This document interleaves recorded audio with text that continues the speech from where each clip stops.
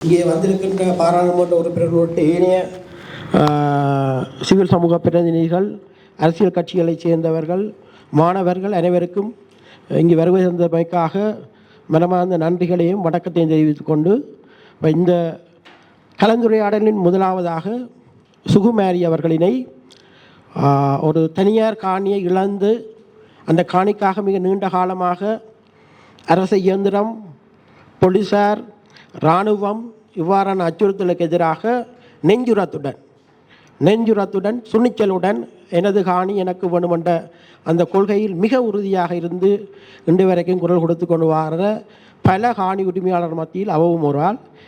எனவே இது தொடர்பாக ஒரு ஆரம்ப கட்டத்தில் எவ்வாறு இந்த காணி அபகரிக்கப்பட்டது, அதுக்காக எவ்வாறு முயற்சி செய்து அந்த முயற்சிகள் எவ்வாறு தொடர்ச்சியாக தோல்வியடைந்து செல்கின்றன என்ற சாரப்பட்ட அந்த காணி இழப்பும் அதனால் ஏற்பட்ட விளைவுகளும் வலியும் தொடர்பாக முதலாவதாக கருத்துரைப்பார்.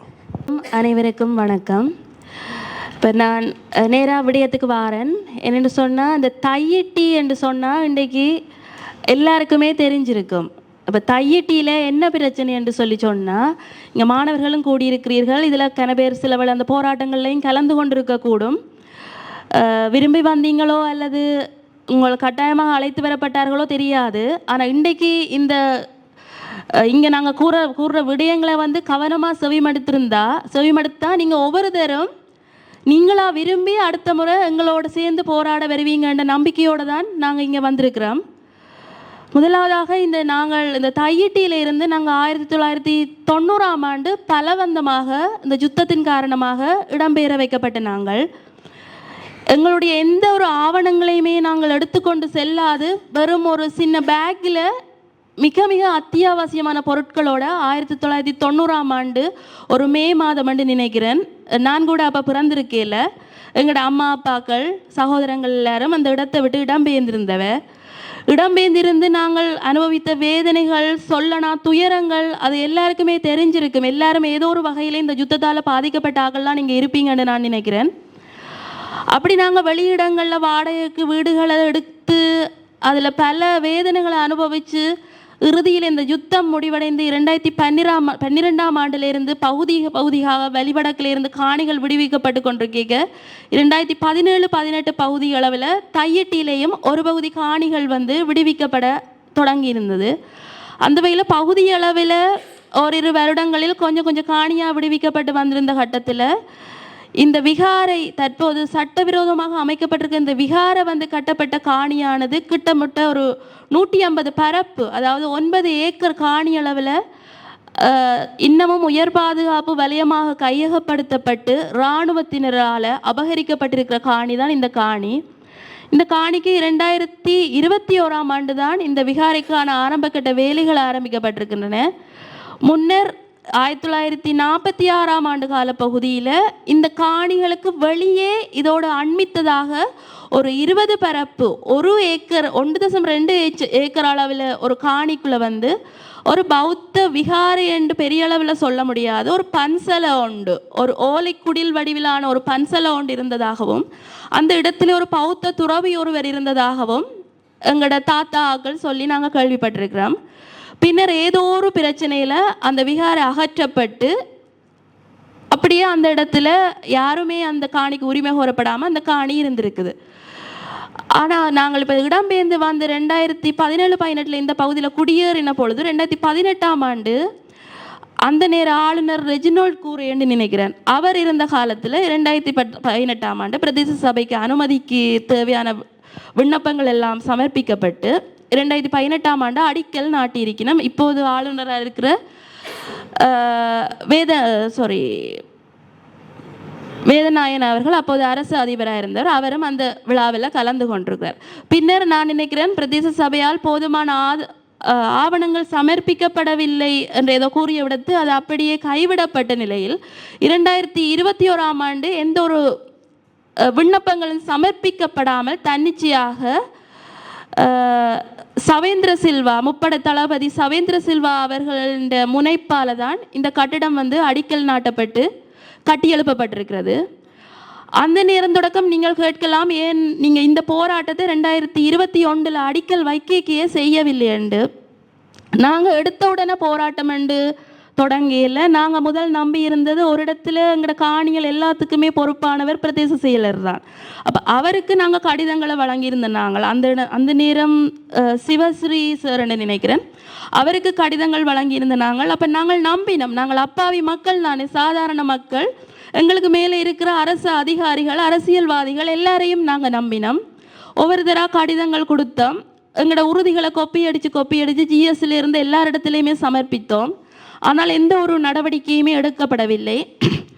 2021 நடந்த ஒரு ஒருங்கிணைப்பு குழு மாவட்ட பிரதேச அபிவிருத்தி கூட்டத்தில் வந்து தெல்லிப்பளையில் வந்து அந்த நேரம் சபையில் இருந்தவர்களாலும் மற்றது சில அரசியல்வாதிகளாலும் கேள்வி எழுப்பப்பட்டது. இந்த விகாரை வந்து கட்டி எழுப்பப்படுகிறது, ஒரு விகாரை, இது வந்து தனியார் காணி முற்றிலும் என்று கேள்வி எழுப்பப்பட்ட போது அந்த நேரம் தலைவராக இருந்த அங்கஜன் ராமநாதன் அவர்களால் கூறப்பட்ட பதில், அதுக்கு நாங்கள் பின்னர் வருவோம், இராணுவத்தின் காணி, இராணுவம் எழும்பேக்கில் வந்து அதுக்கு அவை என்ன கட்டிடம் கட்டியிருந்தாலும் அது அந்த காணி விடுவிக்க வந்து அது எங்கட கையில் தானே வரும், அப்போ நாங்கள் அதை பார்த்து கொள்ளலாம் என்ற மாதிரியான ஒரு பதில் தான் வந்திருந்தது.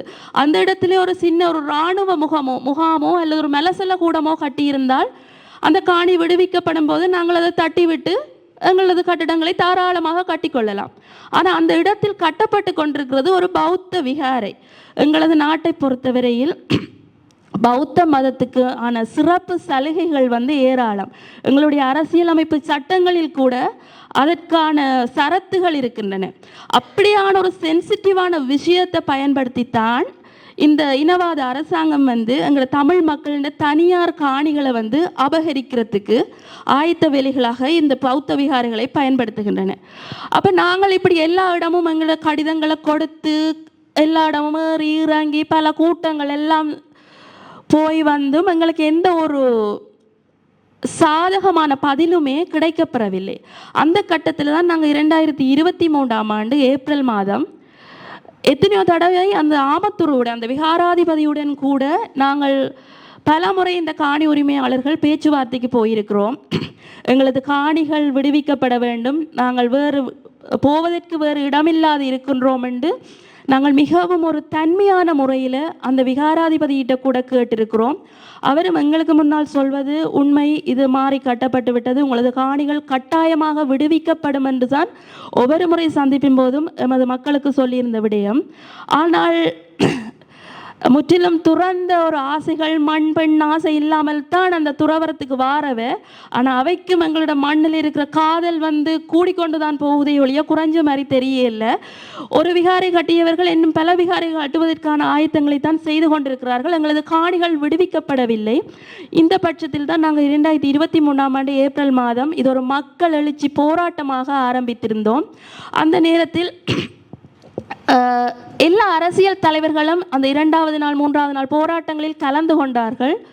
ஆனால் எங்களுடன் தொடர்ச்சியாக இந்த 3.5 வருடமும் தொடர்ச்சியாக எங்களோட பின்னுக்கு நிற்கிறதுக்கு தமிழ் தேசிய மக்கள் முன்னணியை தவிர வேறு யாருமே, அது என்ன காரணம்னு எனக்கு தெரியவில்லை. இந்த இடத்துல மக்கள் இந்த பிரச்சனையாக பார்க்காமல் தங்களுக்குள்ளே உள்ள பிளவுகளை நினைத்தார்களோ,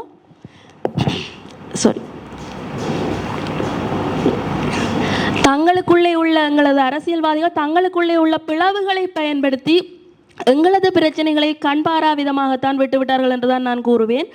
இந்த பிரச்சனை இவ்வாறு இருக்க நாங்கள் தொடர்ந்து போராடி வருகின்ற போது ரணில் விக்ரமசிங்க ஜனாதிபதியாக இருந்த காலத்தில் வந்திருந்தவர் யாழ்ப்பாணத்துக்கு. அந்த மீட்டிங்கு கூட அப்போதைய அமைச்சர் கடற்தொழில் அமைச்சர் திரு டக்ளஸ் தேவானந்தா அவர்கள் எங்களுக்கு நம்பிக்கையை ஊட்டியிருந்தார். ரணில் விக்ரமசிங்கவை சந்திப்பதற்கு உங்களுக்கு அனுமதி பெற்று தந்திருக்கிறேன், நீங்கள் தாராளமாக உரையாடி உங்களது பிரச்சனைகளை முன்வைக்க முடியும் என்று. ஆனால் அந்த கூட்டத்துக்கு போனதோடு சரி, 1000-ல் ஒருவராக நாங்கள் முறை பார்வையாளர்களை தவிர எங்களுடைய விடயம் எந்த இடத்திலையுமே ஆலோசிக்கப்படவில்லை. ஏமாற்றம்தான் மிஞ்சியது. அடுத்தது அனுர அரசாங்கத்தின் தேர்தல் பிரச்சாரங்களில் அவர்கள் கூட யாழ்ப்பாணத்திலே முதலாக தெரிவு செய்து வந்தது வந்து தையிட்டி.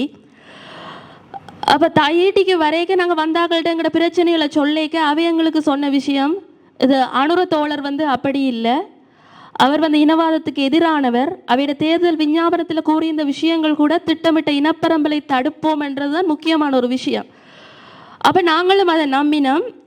பல்கலைக்கழகத்திலிருந்தும் பல புத்திஜீவிகள் அனுரவுக்கு ஆதரவாக கருத்துக்களை வெளியிட்ட நிலையில் நாங்கள் முழுசாக நம்பினோம். ஏன்னா நாங்கள் படிக்காத பாமர மக்கள், காணியை இழந்த நாங்கள் பல புத்திஜீவிகள் சொல்லேக்க நாங்களும் அதை நம்பி எங்களுடைய வாக்குகளை வழங்கியிருந்தோம். அதனால் நான் இந்த இடத்துல சொல்கிறேன், அனுர தோழருக்கு சப்போர்ட்டாக சொன்ன அவ்வளோ பேருக்கும் பொறுப்பு இருக்குது. எங்கள்கிட்ட காணியை மீட்டு தர வேண்டிய பொறுப்பு கட்டாயம் இருக்குது. என்னடா நாங்கள் நம்பி வாக்கு வழங்கினாங்க, வாக்கு வழங்கினதோடு சரி, அதுக்கு பிறகு அந்த பக்கமும் இல்லை. தெரிவு செய்யப்பட்ட 3 நாடாளுமன்ற உறுப்பினர்களும் ஒரு தேசிய பட்டியல் அமைச்சரும் இதுவரைக்கும் காலடி எடுத்து வைத்தது கூட இல்லை, சந்திப்பதற்கு கூட பின்னிற்கிறார்கள். ஆனால் பல முகநூலில் வந்து நிறைய பேர் தங்களை பின்னூட்டங்கள் இடுகிறாங்க. அந்த கொல்லன் வந்து இளகின இரும்ப கண்டா ஓங்கி அடிப்பானாம் என்ற மாதிரி எல்லாம் எழுதியிருந்தார்கள். நான் ஒன்றை சொல்லிக்கொள்ள விரும்புகிறேன். நாங்கள் இந்த அனுர அரசாங்கத்துக்கு எதிராக இந்த போராட்டத்தை தொடங்கவில்லை, ரணில் விக்ரமசிங்கோட காலத்திலேயே தொடங்கிட்டோம். மற்றது யாரும் என்பிபி ஆதரவாளர்கள் கூட எங்களோட சேர்ந்து பங்கேற்கலாம் இந்த போராட்டத்தில். ஏனெண்டா வந்து இப்போ இது வந்து நாங்கள் அரசாங்கத்துக்கு எதிராக நாங்கள் போராடல, எங்கட காணி எங்களுக்கு வேணும், அந்த திட்டமிட்ட ரீதியில் அந்த சட்டவிரோதமாக கட்டப்பட்ட அந்த கட்டிடத்துக்கு எதிராகத்தான் நாங்கள் போராடுகிறோம். பிரதேச சபையில் கூட பல தீர்மானங்கள் நிறைவேற்றப்பட்டிருக்கின்றன இந்த முறை. ஆனால் அந்த தீர்மானங்கள் இன்னுமே நடைமுறைப்படுத்தப்படவில்லை. ஆனால் அதற்கு முதலே அந்த தீர்மானங்கள் நிறைவேற்றப்பட்ட உடனேயே போலீசாரினால் அந்த பிரதேச சபைக்கு அறிவுறுத்தல் வழங்கப்பட்டிருக்கிறது. இப்படியான இந்த கட்டிடம் வந்து சட்டவிரோத கட்டிடம் என்று சொல்லி பெயர் பலகை ஏதும் நாட்டப்படும் இடத்து தகுந்த நடவடிக்கை எடுப்போம் என்ற ஒரு மிரட்டல் தொனியில் வந்து ஒரு அறிவுறுத்தல் வழங்கப்பட்டிருக்குதுண்டா, மாணவர்களாகிய நீங்கள் சிந்திக்க வேணும். அது ஒரு சட்டவிரோத கட்டிடம், முற்றுமுழுதாக எங்கள்கிட்ட வந்து 100% சட்ட ரீதியான உறுதி இருக்குது. அந்த காணிகளுக்கு எந்த ஒரு சுவீகரிப்போ ஒன்றுமே இல்லாமல் சட்ட ரீதியாக இந்த பௌத்த விகாரை கட்டப்பட்டிருக்கிறது. பிரதேச சபையிடம் முறையாக எந்த ஒரு அனுமதியுமே பெறப்படவில்லை. அந்த இடத்துல அவங்க பெரிய ஒரு பெயர் பலகை நட்டிருக்கிறாங்க, இராணுவத்தினரால் கட்டியமைக்கப்பட்ட விகாரை என்று சொல்லி ஒரு பெயர் பலகை. உண்மையாக சட்டவிரோத கட்டிடங்களுக்கான பெயர் பலகைகளை அனைத்துமே அகற்றுவதற்கான அதிகாரம் பிரதேச சபைக்கு இருக்கிறது. அவ்வாறு இருக்கையில் அந்த கட்டிடம் சட்டவிரோத கட்டிடம் என்று சொல்லி பிரதேச சபையால் ஒரு அறிவித்தல் பலகை நடப்போற இடத்துல அதுக்கு எதிராக வந்து பல அராஜகங்கள் போலீசாரால் கட்டவிழ்த்து விடப்பட்டு பிரதேச சபை உறுப்பினர்கள் கைது செய்யப்பட்டிருந்தார்கள். அதற்கு பிற்பாடு போலீசாரினால் அந்த மிரட்டல் வகையான கடிதம் அனுப்பப்பட்டிருக்கிறது. அப்போ இந்த இடத்துல நாங்கள் சிந்திக்கணும், எங்களோட சட்டங்கள் என்ன மாதிரி இந்த இடங்களில் செயற்படுகின்றனன்றதை நாங்கள் சிந்திக்கணும். இந்த மக்கள் போராட்டம் நிறைய பேர், தேசிய மக்கள் சக்தி ஆதரவாளர்கள் நிறைய பேர் எங்களுக்கு சொல்கிற விஷயம், இதெல்லாம் சும்மா அதில் நின்று போயா போராட்டம், பௌர்ணமி போராட்டம், அதில் நின்று 4 பேர் கத்துறதை அலைதோண்டு முடிஞ்சிடாது.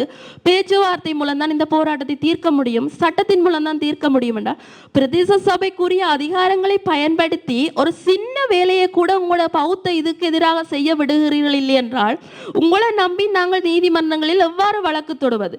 சாதாரணமான வேலி சண்டைக்கு அந்த காணி வழக்குகள் எவ்வளவோ காலமாக இழுபடுகின்ற நிலையில் இது வந்து திட்டமிட்டு தான் கட்டப்பட்டிருக்கு. இது வந்து விகாரைக்காக திட்டமிட்டு கட்டப்படவில்லை. இன்னொரு விடயத்தை நாங்கள் தெளிவாக விளங்கிக்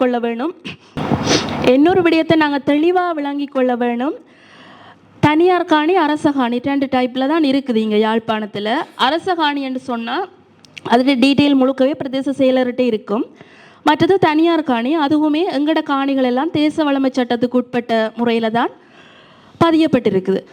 அப்படி இருக்கேக்க மற்ற இடங்கள்ல எல்லாம் திட்டமிட்டு சிங்கள குடியேற்றங்களை கொண்டு வர இந்த இனவாத அரசாங்கம் யாழ்ப்பாணத்தில் எவ்வாறு சிங்கள குடியேற்றங்களை கொண்டாட என்ற ஒரு பிரச்சனையில் சிக்கிக்க தான் அவங்களுக்கு கிளிக் ஆயினது இந்த பௌத்த மதம்.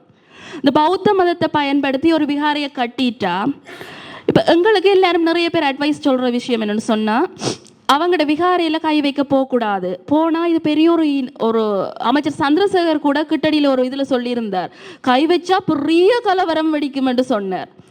அதை ஏன் நீங்கள் வெடிக்கும் போது நீங்களே கலவரமாக்க வெளுக்குறீங்க? இப்போ ஆசாரி வரந்தாலும் பூசாரி வரந்தராத நிலைமை தான் இங்கே நடந்து கொண்டிருக்குது. பலவந்தமாக முட்டு கொடுத்து கொண்டிருக்கிறார்கள். நீங்கள் ஒதுங்குங்கள், நாங்கள் எங்களுடைய உரிமைகளை பெற்றுக்கொள்கிறோம், முடிந்தால் பேசாமல் இருங்கள், குறுக்கே வந்து தேவையில்லாத வெட்டி வீராப்புகளை பேசி கொண்டிருக்க வேண்டாம். இந்த குடியேற்ற திட்டத்துக்காக பௌத்த முதல் உயர் பாதுகாப்பு வலயம் என்று கைப்பற்றினார்கள் எங்களது காணிகளை. பின்னர் அதில் இராணுவ முகாம்களை நிறுவினார்கள். படியாக பௌத்த விகாரைகள் முளைக்கின்றன. அதன் பின்னே அங்கே அந்த விகாரைக்கு சேவகம் செய்வதற்காக குடியேற்றங்கள் கொண்டு வர இருக்கிறார்கள். இதுதான் அவர்களுடைய திட்டம். அந்த குடியேற்றங்கள் ஒரு 5 குடும்பத்தை கொண்டு இருத்தினா காணும் தாராளமாக. நாங்கள் என்ன பௌத்த மதத்தில் கை வைக்கக்கூடாது, எங்களோட சுத்தம் நாங்கள் அனுபவித்தது காணும், இனியும் நாங்கள் ஒதுவலை நாங்கள் இருக்கிற இடம் தெரியாமல் எங்களோட சோழியில் பார்த்து கொண்டு இருந்துருவோம். நாங்கள் இருக்க அவன் அந்த மனப்பான்மையை அவன் ப்ளஸ் பாயிண்டாக பாவிச்சு அவன் விகாரையில் கட்டி அதை சுற்றி சிங்கள குடியேற்றங்களை கொண்டு வர இருக்கிறான். அதுதான் உண்மையாக நடக்க போகிறது. இன்றைக்கு நாங்கள் காணாமல் எங்களுக்கு தோல் கொடுக்காம நீங்கள் ஒதுங்க தையிட்டி மட்டுமில்லை, அடுத்தது தாவடியிலிருந்து கொக்குவிலிருந்து யாழ்ப்பாண பல்கலைக்கழகம் பறி போனாலும் சந்தேகப்படுறதுக்கு இல்லை, உடனே நடக்காது. ஒரு 50 வருஷம் 100 வருஷத்தில் கட்டாயம் இதெல்லாம் நடக்கும். இப்போ நாங்கள் கட்டாயம் ஒவ்வொரு தரம் உணர்ந்து இந்த போராட்டத்துக்கு துணை கொடுக்க வேணும். மற்றது தகவல்கள் வெளியில் வருது. இப்போ தொல்பொருள் என்று சொல்லி சொன்னால் யாழ்ப்பாணத்தில் மொத்தம் 44 இடங்கள் தான் தொல்பொருள் சின்னமாக அடையாளப்படுத்தப்பட்டிருக்குது. இப்போ இவை சொல்லினோம் இது எங்கட தேவ நம்பிய தீசன். இப்போ அந்த விகாரைக்கு நீங்கள் யாரும் போயிருந்தால் அந்த ஆமத்துருவால் சொல்கிற விஷயம் இது தேவ நம்பிய தீசன் காலத்தில் கட்டப்பட்ட விகாரை. பின்னர் இந்த மக்கள் இருக்க இடம் இல்லாமல் இந்த இடத்துல இருந்து ஆட்சி உறுதி பிடிச்சேன்னு சொல்லி அது எங்களோட உறுதிகளை வடிவாக பார்த்தா எல்லாருக்குமே விளங்கும். அப்படியான உறுதிகள் அல்ல. சரி, தேவ நம்பிய தீசன் காலத்தான் விகாரை என்றால் கூட உங்களாலேயே அந்த இடத்துல ஒரு தொல்பொருள் சிதைவுகளோ அழிவுகளோ எதுவுமே காட்டப்படவில்லை.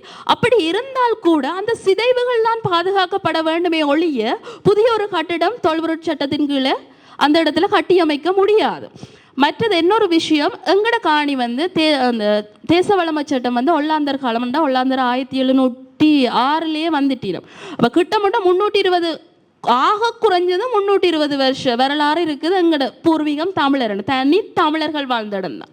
அந்த 46ஆம் ஆண்டு விகாரைக்குரிய காணி என்னென்று வந்ததுன்னு சொன்னால் அது கூட தமிழர் ஒரு ஆள் கஷ்டத்தின் நிமித்தமோ ஏதோ ஒரு பிரச்சனையின் நிமித்தம் ஈடு வைத்த காணியை மீட்க முடியாமல் அது பெரேரான்ற ஒரு சிங்கள ஒரு ஆளுக்கு போய் அவர் டொனேட் பண்ணி தான் அந்த விகாரைக்கு போயிருக்கு. அந்த உறுதிகள் எல்லாம் மிகவும் தெளிவாக இருக்கின்றன. 53ஆம் ஆண்டுங்கள் அது உறவினர் ஒருவது உறுதியில் எழுதுறதுல அந்த ஒரு வடக்கு எல்லையாக அந்த விகாரை காணி காட்டப்பட்டிருக்கிறது. ஆனால் 38ஆம் ஆண்டு 44ஆம் ஆண்டு எழுதினப்பட்ட உறுதியில் அது தமிழால் ஒரு ஆள் என்ற காணியாத்தான் அந்த எல்லை காட்டப்பட்டிருக்கிறது. அப்போ இதிலிருந்து தெளிவாக விளங்குது 1946ஆம் ஆண்டு அது ஒரு டொனேஷனில் போன காணி தான் அது. அந்த காணியும் இருக்கத்தக்கறியா அந்த காணியில் அடிக்கல் வச்சு அந்த காணியில் விகாரை கட்டினா எங்களுக்கு எந்த ஒரு பிரச்சனையுமே இல்லை. நானும் எனது பிள்ளைகளோடு வெசாக் கொண்டாட போவேன், தன்சல் வாங்க போவேன், எல்லாத்துக்கும் போவேன். ஏனென்றால் நான் பௌத்த மதத்துக்கு எதிரானவளோ சிங்கள இனத்துக்கு எதிரானவளோ அல்ல. நான் எதிரானது சட்டவிரோத கட்டடங்களுக்காகத்தான் நாங்கள் எதிராக போராடி கொண்டிருக்கிறோம். இப்போ அவங்க பிடிச்சது இந்த 20 பரப்பு காணியை விட்டு மிச்சம் 180 பரப்பை பிடிச்சு 180 பரப்பில் கட்டினது அந்த 180 பரப்போட இப்போ மக்கள் போராடினாலும் அவங்களுக்கு சப்போர்ட்டான அரசியல்வாதிகளும் இருக்கிறாங்களா, இப்படி பெரிய கலவரம் வெடிக்கும்னு சொல்லி எங்களை மிரட்டி அடக்கி ஒடுக்கிறதுக்கு. அப்போ அவங்களோட துணையோட அந்த 180 பரப்போட இந்த 20 பரப்பின் சேர்த்தா 170 பரப்பு கிட்டத்தட்ட 10 ஏக்கருக்கு மேற்பட்ட காணி. அந்த 10 ஏக்கரில் எத்தனை குடும்பங்களை கொண்டு வீடு கட்டி வாழ வைக்கலாம்னு யோசிச்சு பாருங்க. அவர்களுக்கு உறுதிகள் காலப்போக்கில் சுவீகரிக்கப்படக்கூடிய சந்தர்ப்பங்கள் கூட இருக்கும். சுவீகரித்து அவர்களுக்குரிய உறுதிகள் வழங்கப்பட்டால் அந்த இடத்துல ஒரு 100 குடும்பம் வந்துச்சுன்னு சொன்னால் காலப்போக்கில் எங்களோட யாழ்ப்பாணம்ன்றது எங்களோட தமிழர் பாரம்பரியம் எங்களோட காணி நிலம் எல்லாத்தையும் இழந்து நாங்கள் ஒட்டுமொத்தமாக அகதிகளாக வெளிநாடுகளில் போய் வாழ வேண்டிய நிலைமை தான் உருவாகும். தயவு செய்து சிந்தியுங்கள். கட்டாயமாக அனைவருமே உணர்ந்து போராட வர வேண்டும். எங்களோட மாகாண சபைக்கு கூட நாங்கள் காணி அதிகாரம் கேட்கறது இதுக்காகத்தான். என்னென்னா யாரை கொண்டு குடியேற்ற திட்டங்களை வைக்கலாம், யார் குடியேறலாம் என்றதை தீர்மானிப்பது கட்டாயம் நாங்களாக இருக்க வேண்டும். அவர்களது கையில் அந்த அதிகாரம் போய்விட்டால் நாங்கள் கையாளாகாதவர்களாகவே போய்விடுவோம். தயவு செய்து எங்களுக்கு பிரதேச சபையும் துணை நிற்க வேணும். படித்த புத்திஜீவிகள் அரசியல்வாதிகள் இது எந்த ஒரு இனவாதமோ மதவாதமோ இல்லை.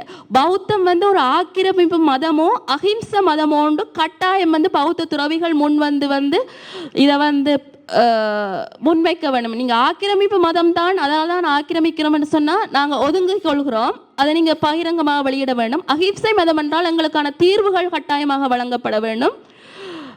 நாங்களும் உங்களோடு சேர்ந்து நாங்கள் புத்தற்ற போதனைகளை கொள்கைகளை எல்லாத்தையும் மதிக்கிறோம். ஆனால் நீங்கள் நடந்து கொள்ளும் விதத்தை பார்த்து எங்களுக்கு உங்கள் மீதான பௌத்த மதத்தின் மீதான நம்பிக்கையை அறவே அற்றுக்கொண்டு போய் கொண்டிருக்கின்றன.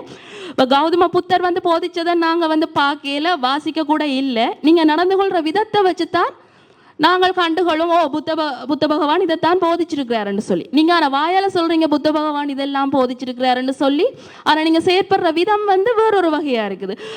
நாங்கள் பௌர்ணமி தினத்தில் அதில் வெளியில் நின்று போராடுறோம், எங்கிட்ட காணியை தாங்கன்னு சொல்லி இவ்வளோ பேர் வயசு போன அம்மாக்கள் எல்லாம் வெறுவினம், அவையெல்லாம் அழுது குளறி போராடி கொண்டு நிற்க ஒரு பௌத்த ஆக்கள் உள்ளுக்கு வழிபட போய்க்க அந்த ஆமத்துரு கதைக்கிறார். பொய் சொல்லக்கூடாது, களவெடுக்கக்கூடாது, அடுத்தவர் பொருட்களுக்கு ஆசைப்படக்கூடாது. ஆனால் அவர் இருக்கிறது ஆட்டிய போட்ட காணியில். அப்போ அது எல்லாருமே இது சிரிக்கிறதுக்குரிய விஷயம் மட்டுமில்லை, கட்டாயம் உணர வேண்டும். நாங்கள் அப்படியே சிரித்து கொண்டிருக்க அவனும் அதை பயன்படுத்தி அவன் எங்கேயோ போயிட்டு இருக்கிறான். நாங்கள் எல்லாத்தையும் கை விட்டுட்டு போய் கொண்டிருக்கிறோம். எல்லாருமே உணர வேணும், எல்லாருமே ஒண்டா வாங்கோ.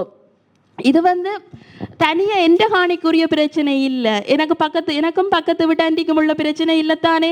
அவள் பிற்ற குழந்தை எந்த காணிக்குள்ளே கட்டிட்டான்னு சொல்லி நானும் அவன் மட்டும் கதைச்சி பேசி தீக்கிறதுக்கு இது எங்களோட இனத்துக்கு எதிரான பிரச்சனை. இது நான் எந்த சந்ததியிலேயே இந்த நிலத்தை மீட்டு கொடுக்கணும்னு நான் விரும்புகிறேன்.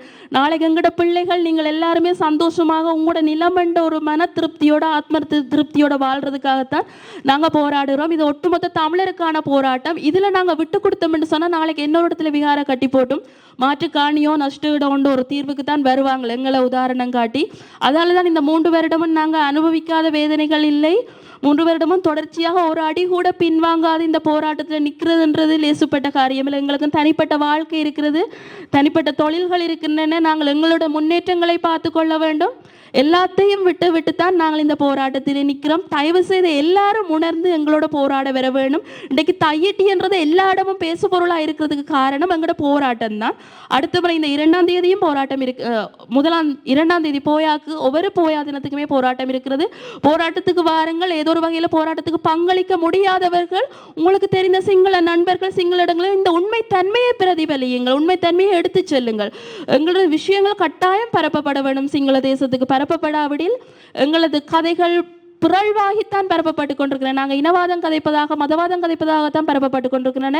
ஆகவே நீங்கள் அனைவரும் பொறுப்படுத்தி கொண்டு இந்த விஷயத்தை சரியான விஷயத்தை சரியான தெளிவுபடுத்தலோட தென்னிலங்கைக்கு கொண்டு செல்ல வேண்டும் என கேட்டுக்கொள்கிறேன்.